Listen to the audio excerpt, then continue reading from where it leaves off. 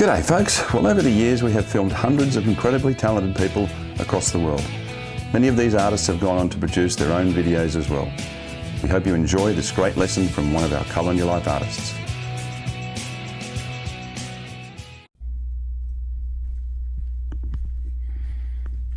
Here you can see my composition laid out on Arches watercolor paper. This is 300-pound paper and I'm painting on a half sheet today. I've gridded it off with my composition. This is a small selection of my brush collection. I like to have all kinds of flats in different sizes and points also. Mostly I use synthetic brushes. Here I'm using a 5-inch hake wash brush to wet only the sky, and I'm painting around the tops of the hills so that they remain dry because I don't want my sky wash to get down in there. This is my first color string made from horizon blue and cerulean blue, and I've got lots of thick, very milky paint there. It has very little water in it, and I have a big supply because this is a big sheet of paper and I don't want to have to stop partway through my wash and mix up new paint. I'm using my size 20 Richeson pointed round here, which is one of my favorite brushes. I've used these brushes for over 20 years, and Richeson perfected this synthetic blend that makes these brushes behave very similarly to the more expensive sables. They hold a lot of paint and they can make very fine pointed lines with the tip. Nice spring and bounce in that brush. I keep that thing dancing across the sheet. You can see the sheet's still very damp, so that as I put colors on it they immediately spread out. And this is what I want. So I'm using a combination of cool and warm grays in the sky right over the top of that horizon blue and cerulean blue initial wash. And as I bring this wash down to the tops of the hills, I'm careful not to paint over the tops of those hills, so I keep my margins nice and clean there. You can see how wet this sheet is by how quickly these washes just run downhill. I've got my board tilted up at an angle to help me control the direction that these washes are going to run. Painting this way is more of a dance than it is a drawing exercise, and I think that's what I like about it. You've really got to move quickly and be decisive. You've got to have colors mixed up in advance in your palette, and you've got to carefully control the amount of water in your brush, keeping in mind that there's already water on the paper anyway. You can see in the sky there's some speckling caused by using a spray bottle of clear water. These spray bottles can be very handy for creating texture, but sometimes it's a mistake, as it is here in the sky. But I'm going to use this as an exercise to show you how you can repair that. Most people think you can't repair watercolors or go backwards, but you can fix some things. Here I'm using a kneaded eraser to erase those guidelines on my sheet. This is my color string for the hills, and it's made from burnt umber, yellow ochre, and Indian yellow, that very intense yellow. Indian yellow is a Holbein color. That's my 3-inch very soft flat I'm using to draw the clear water across the top of the hills and all the way down. And now I'm using a 1-inch Richeson flat. This is another one of my favorite brushes that Richeson makes. These beautiful synthetics can be used to, especially this flat, can be used to lay out big flat strokes like I'm doing here, or use the edge to draw sharp lines with, almost razor sharp. So it's a very versatile brush. I'm trying to build the deep tones that are in the hills and the bottom portion of this painting. So I'm laying in some burnt siennas, burnt umbers, a little bit of Windsor violet, and some yellow ochre in there. You see how wet this is? It's practically running off the sheet. So I lay in really thick paint. There's barely any water in it, just enough to make it flow, and that's a big juicy wash of burnt sienna and burnt umber there. Here I'm using the edge of that nice 1-inch flat. See how you can draw those nice lines with it, and then turn it sideways and make it do a wash effect. beautiful brush. Establishing the tops of the hills with that size 20 pointed round. I'm careful on this damp sheet, as I will be throughout this entire painting, not to spend too much time with the point of my brush in one or the other damp or wet area, because all the paint in that brush will unload immediately if you tarry too long. So you've got to keep that brush moving, and you can control that effect. But if you dilly-dally and you aren't decisive with your strokes, you'll just get a big blob of paint there, and you'll have to start over again.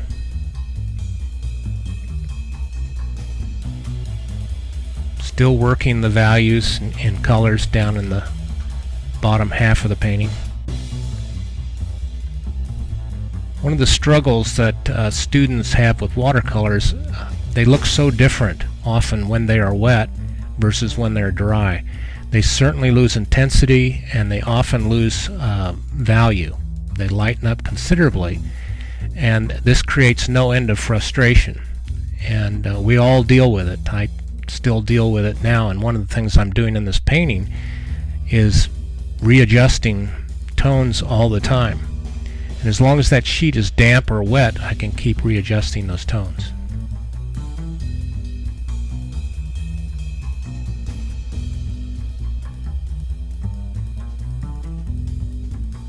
We use different viscosities of paint, from tea and coffee to milk, cream, and finally what you might describe as sort of like pudding,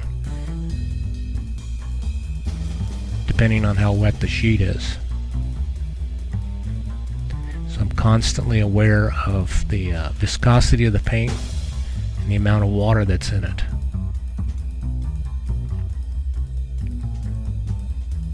Occasionally you'll see me switching off in this video to a size 12 Richeson pointed round to do smaller things where that size 20 might be too big. But usually I paint a great deal of my paintings with one or two or even three of these size 20s, and I just keep them all with different colors that I'm using in my palette, so I don't have to stop and clean out a brush to use it.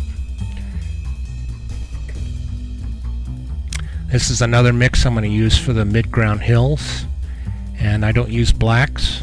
Black is too deep of a value to use in a painting. It throws all your values off, but I will make dark tones from Winsor Violet, burnt umber, sometimes Prussian blue. Sometimes if I want to warm it up, I'll use more burnt umber and maybe even some sap green in there, depending on the type of dark that I need. And then these darks have a lot of wonderful color in them as they dry. Because I've moistened the top of this tree shape before I began painting into it, the paint is drawn up into that paper and creates a soft fuzzy edge, just the way trees are in nature. So it's really the art of suggestion that we're working with in watercolor rather than the art of delineation or drawing. We want to suggest a lot of things. And the watercolor is beautiful because of its propensity to bleed and run. It'll do a lot of work for you and make a lot of wonderful suggestive shapes quite on its own that would be difficult to draw and make look believable. And here you can see an example of just that, where I've dampened this area and I'm just dropping these cream thick blends of dark tones right out of my palette. It's really a series of grays more than anything else, leaning towards the violet and the brown violet, and they tend to spread out and create these wonderful tree shapes that I'd be hard pressed to draw in and make believable. I'm using some Holbein lavender, which is a semi-opaque, a sedimentary color, to create that mid-ground tree within that dark space. I'll use that on the road as well, right through the center of the road, so that'll tie those two colors together. Still adjusting values in the road.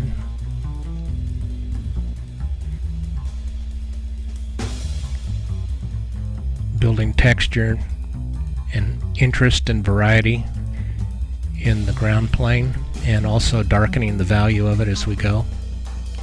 You can only lay about 3 value washes in before the paper's lost its brilliance and the watercolor is essentially dead. Here I'm using that size 12 Richeson pointed round to create the trunk and some of the grass and weed detail on the ground.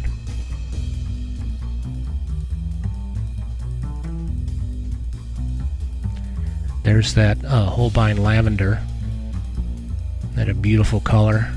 That picks up and suggests that the sky color is in the ground, as it often is when the ground is moist.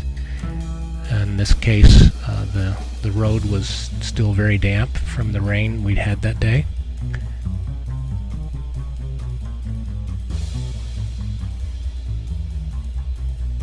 Darkening the base of these little blue stem grasses have such wonderful red, russet, and brown colors in the wintertime.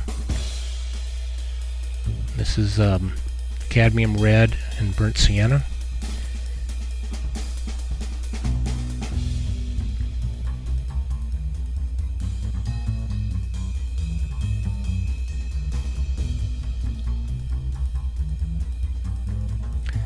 Now I'm using a brush called a liner, which is a very fine, skinny brush that makes these wonderful skinny lines. It has very long bristles on it, so it holds lots of paint. But because it's so narrow, it does a wonderful job with distant tree trunks.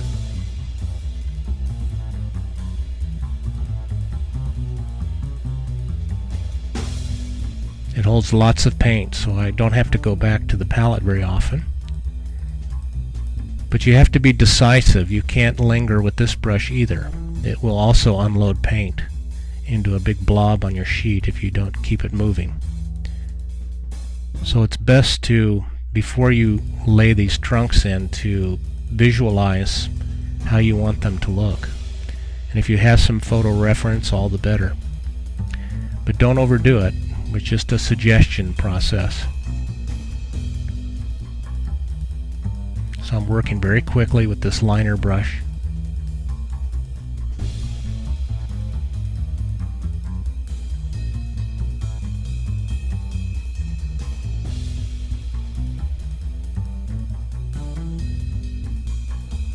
I've switched over to the size 12 pointed round to suggest the copse of trees and the cedars and the other vegetation way on that distant hillside. Just little dots within this damp sheet. They spread out and soften so they look very natural.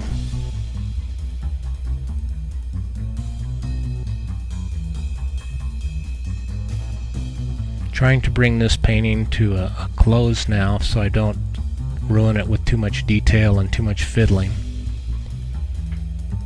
Adding a few strengthening washes to the hillside to give it a little more shape, and a few more details in the distance there of trees and cows on the hillside. I still haven't fixed the sky yet. That's going to come. Here I've dampened the top of that mid-ground tree canopy, and I'm using that liner to draw the branches right up into it. And that'll create just the kind of effect we want, where the tops of the trees are a little fuzzy and a little darker in places because of all the tiny little branches that are up there. So as I draw these lines up in there, they soften and spread out and lighten up as well. And the main thing is not to overdo these trees, but to give a nice suggestion. And then the fence posts. And the fence posts should be put in with single strokes. As the fence post gets further away from us, of course they crowd together, they get closer spaced. But having these fence posts in there helps me to, with my linear perspective, and build a sense of both scale and distance, because everybody understands how far away these fence posts are once you get them in there. Don't spend much time on them, though. It has to be just a very quick suggestion, because they are not the focal point of the painting. They're just there as auxiliary actors to help the main players.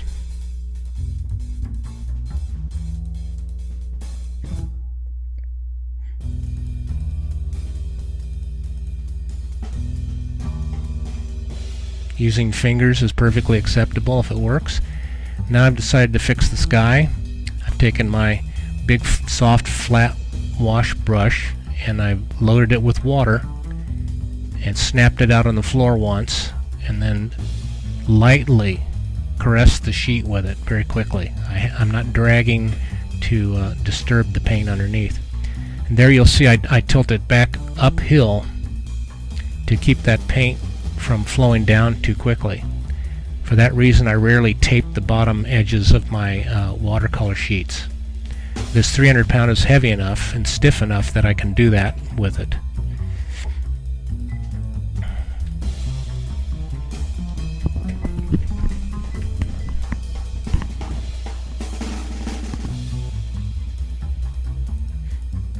Keeping my brush moving very quickly, dancing across the surface.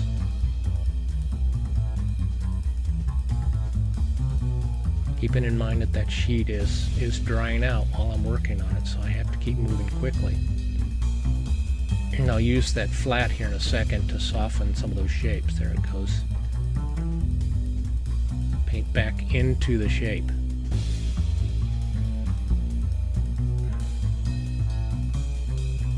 Again, these are colorful grays. I didn't mix a special color, they're just right out of the palette. Whatever was lying in there, leftover violets and blues. Softening with a little more water. If you do this correctly, you won't disturb the paint underneath. But you can't put too much pressure on that brush. It's just a very light dance across the surface.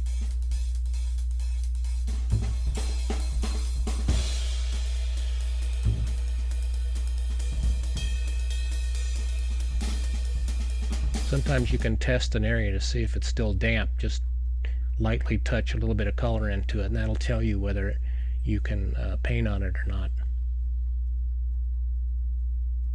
There comes a point with a damp sheet when you can't paint on it anymore. It's a little bit too damp to paint and a little not dry enough. And there's the finish. Hi folks, how are you? Well, just a quick note. If you want to see more of our amazing artists and everything that we do right around the world with these incredible people, make sure you push the subscribe button and also the bell at the side.